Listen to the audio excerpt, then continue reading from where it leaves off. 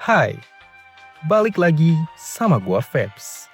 Kali ini, gue bakal nyeritain salah satu film plot twist terbaik yang harus kalian tonton. Dimana film ini berjudul Shutter Island, yang rilis pada tahun 2010.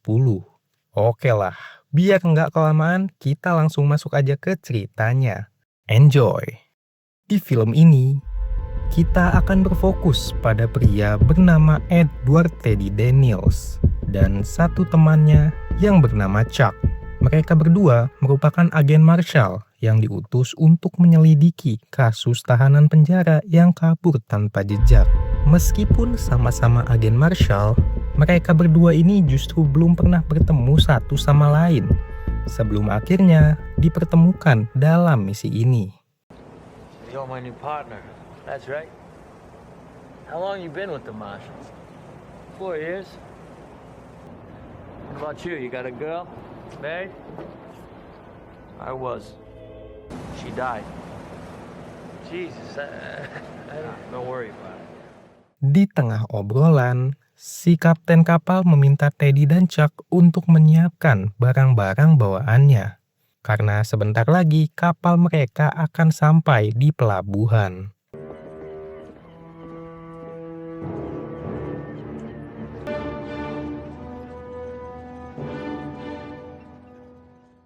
Kini, tibalah mereka di penjara yang bernama Ascliffe.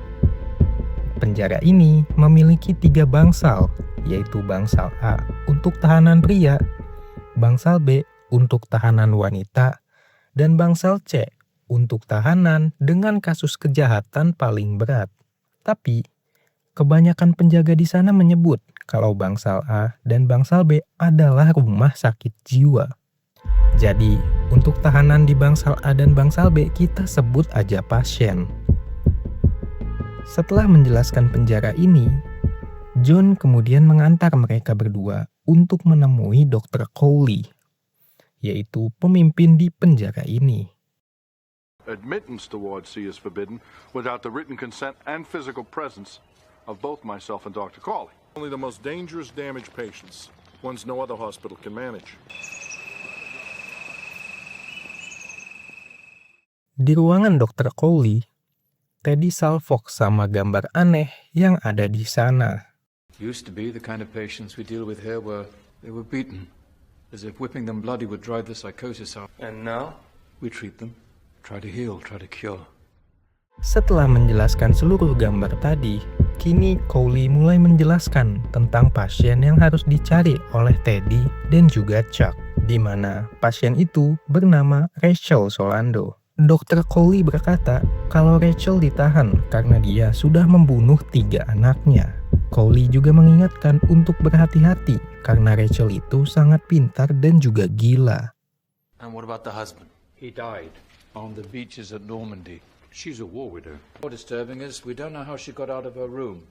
It was locked from the outside, and the only window's barred. It's as if she evaporated straight through the walls. Scene kemudian berlanjut pada Teddy dan juga Chuck yang sedang menginvestigasi kamar Rachel. Di tengah penyelidikannya, Teddy berhasil menemukan sebuah catatan yang bertuliskan siapa pasien ke-67. She left here barefoot? Come on, Doc, she couldn't get 10 yards in that.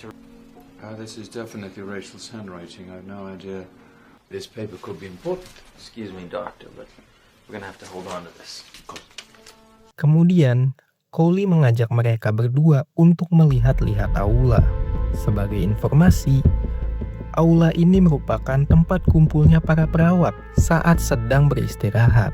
Tapi saat kejadian Rachel kabur, justru tidak ada satupun perawat yang melihatnya. Padahal saat itu ada 7 orang perawat yang sedang main kartu di sana. Dirasa janggal, Teddy meminta Cowley untuk mengumpulkan seluruh perawatnya. Tapi Cowley menolak dengan alasan para perawatnya ini masih bertugas. Selagi menunggu jam kerja perawat selesai, Teddy dan juga Chuck coba ikut mencari Rachel bersama para petugas lainnya. Tapi ada satu hal aneh di sini, di mana para petugas terlihat nggak serius dalam mencari Rachel. What's that tower? It's an old lighthouse.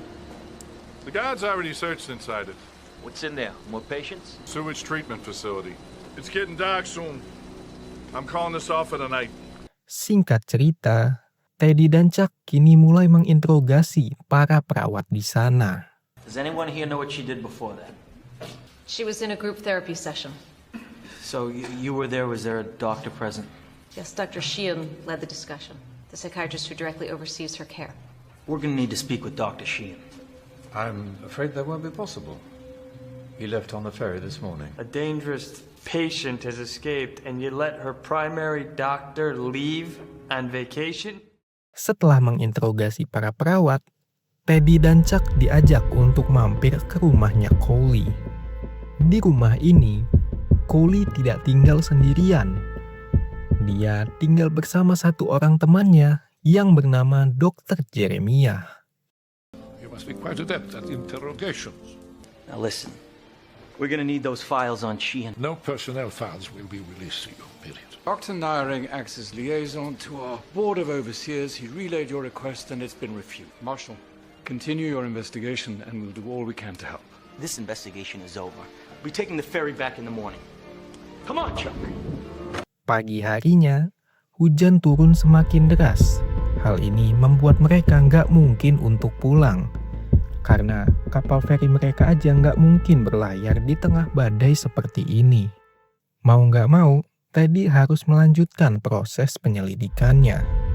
Karena Coley ini nggak mau ngasih data soal Rachel dan juga Andrew, Teddy minta izin untuk menginterogasi teman komunitasnya Rachel. What can you tell us about Rachel? Not much. She keeps to herself. She believed her kids were alive. And Dr. Sheehan was there that night. Yes. He talked about anger. Did you ever meet a patient named Andrew Ladis? No. Could I have a glass of water, please? No problem.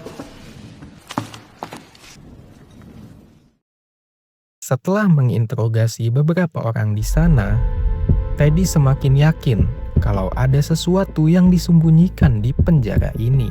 Teddy juga yakin kalau pasien hingga perawat di sana sudah diajarkan untuk menutupi informasi terkait Rachel dan juga Andrew. Oh iya, ngomong-ngomong soal Andrew Ladis, dia ini menjadi alasan kuat Teddy mau mengambil misi yang satu ini. Andrew Ladis lit the match that caused the fire that killed my wife. Kemudian, Teddy mengajak Chuck untuk pergi ke kuburan. Barangkali Andrew sudah wafat dan dimakamkan di sini. Tapi karena badai semakin memburuk, mereka pun memilih untuk berteduh terlebih dahulu. That patient, Bridget Kern, when she sent me for water, she said something to you back there, didn't she?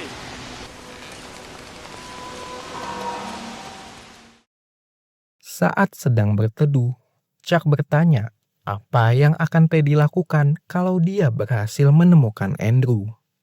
I'm not here to kill Ladis. Dad, I've had enough of killing. That's not why I'm here.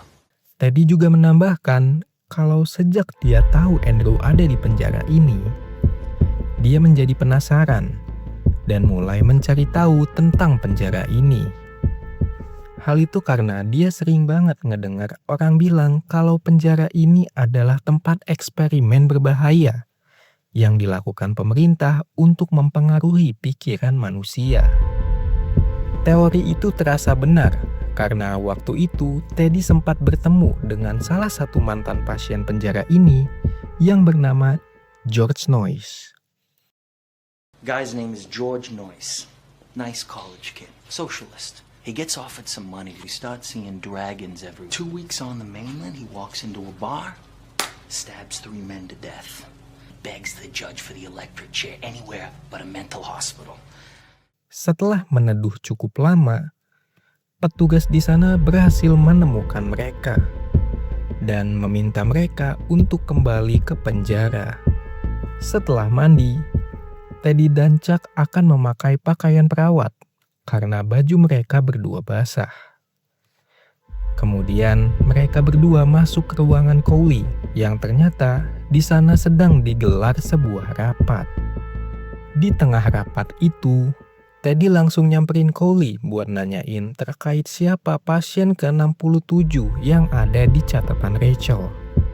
Karena Teddy nggak sengaja ngedenger kalau jumlah pasien di penjara ini hanyalah 66. Well, it seems to me Rachel Solando is suggesting that you have a 67th patient, Doctor. But I'm afraid we don't. Didn't McPherson tell you the good news? No, what's the good news, Doctor? Rachel's been found. I thought of you. Don't you know how lonely I've been, Jen? Setelah menemui Rachel, Teddy dan Chuck kembali diajak ke ruangan Cowley. Di sini, tiba-tiba Teddy merasa pusing karena cahaya kilat di sana terasa terang banget. So goddamn bright, isn't it?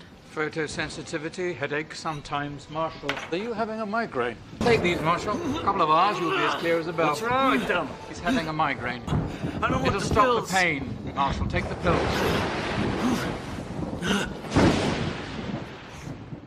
Setelah tidur cukup lama, di pagi harinya Teddy terbangun dengan perawat dan para penjaga yang sedang panik karena pasien bangsal A dan juga B pada keluar dari kamarnya masing-masing.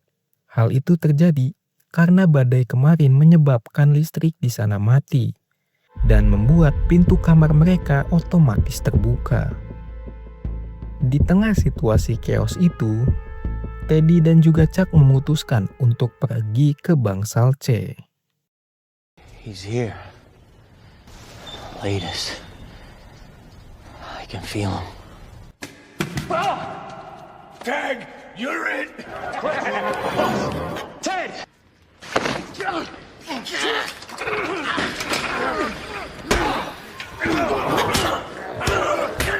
The infirmary. God damn it. No, not you. Take a walk. Kini, Teddy coba menyusuri bangsal C sendirian. Di salah satu sel, Teddy melihat seorang tahanan yang terasa familiar baginya. Ternyata, tahanan itu adalah George Noyce. This is a game. All of this is for you. You can't dig out the truth and kill Latest at the same time. You gotta make a choice. You understand that, don't you? He's not in this ward. He's not in Ward A. There's only one place he can be. The lighthouse. Scene kemudian berlanjut pada Chuck dan juga Teddy yang sedang pergi menuju mercusuar. Tapi sayangnya mereka salah mengambil jalan. Chuck sendiri meminta Teddy untuk balik lagi aja ke penjara karena ternyata Chuck berhasil menemukan berkas milik Andrew Ladis yang selama ini Teddy cari. Namun Teddy nggak peduli sama hal itu dan tetap pengen pergi ke mercusuar. Teddy juga meminta Chuck untuk tetap menunggunya di sini.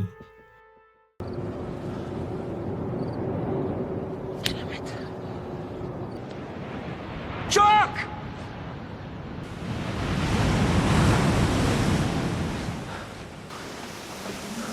Chuck! Where are you,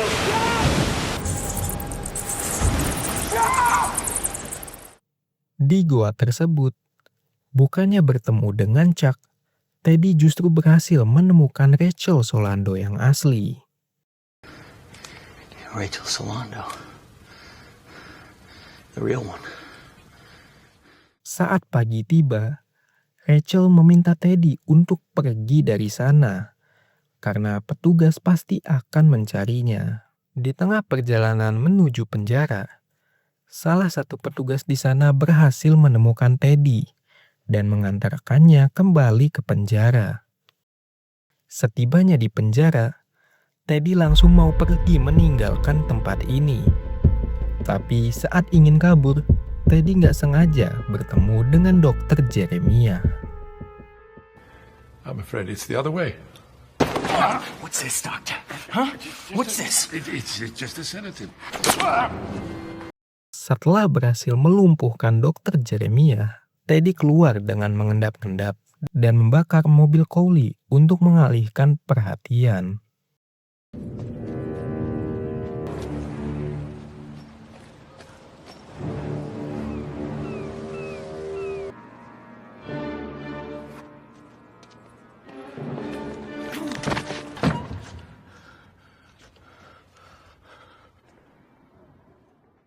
Saat Teddy memasuki ruangan yang ada di lantai paling atas, entah bagaimana caranya, Cowley sudah berada di sana. The rifle's empty, by the way. Have a seat. Yes, he's here. Have Dr. Sheehan take a look at your man before you send it. Teddy sadar kalau dia menjadi bahan eksperimen pemerintah melalui obat yang selalu diberikan Cowley kepadanya saat merasa pusing. Cowley lalu menyangkal kalau pusing dan tangan gemetarnya Teddy adalah bagian dari sakaunya. Dr. Salondo, she told me about the neuroleptics. Not on anything, as a matter of fact. And what the fuck is this? Huh? What the fuck is this? Withdrawal. Withdrawal? Promazine. The same thing we've been giving you for the past 24 months. You've been here for 2 years, a patient of this institution. Teddy jelas nggak percaya sama ucapan Cowley. Tapi Cowley memberikan beberapa bukti berupa formulir dan juga anagram. You broke into Ward C4, proof of the 67th patient. Patient is highly intelligent, highly delusional, decorated Army veteran, highly developed and fantastical. Narratives which preclude facing the truth of his acts. It's your rule of 4. Edward Daniels has exactly the same 13 letters as Andrew Ladis, the same as Rachel Solando and Dolores Chanal. The names are anagrams for each other. Crime is terrible, one you can't forgive yourself for, so you invented another self. I wish I could let you just live in your fantasy world. But you're violent, trained, dangerous. You're the most dangerous patient we have. Gak lama kemudian, Chuck muncul dengan pakaian yang rapi. Usut punya usut, Chuck adalah Dr. Sheehan, pria yang selama ini Teddy investigasi karena diduga sebagai dalang hilangnya Rachel. Who are you? Tell me. Don't you recognize me, Andrew? I've been your primary psychiatrist for the last 2 years. I'm Lester Sheehan. Teddy masih nggak percaya sama apa yang sedang terjadi. Lalu Chuck berkata kalau Dolores, istrinya Teddy, merupakan wanita gila yang membakar apartemennya Teddy. Jadi, yang membakar apartemen bukanlah Andrew, melainkan Dolores. Lalu, karena apartemennya terbakar, Teddy dan Dolores pindah ke rumah yang ada di pinggir danau. Dan disinilah Dolores membunuh 3 anaknya. Andrew, your children! Simon, Henry. We never had any children. Your wife drowned them at the cabin by the lake. Where are the kids?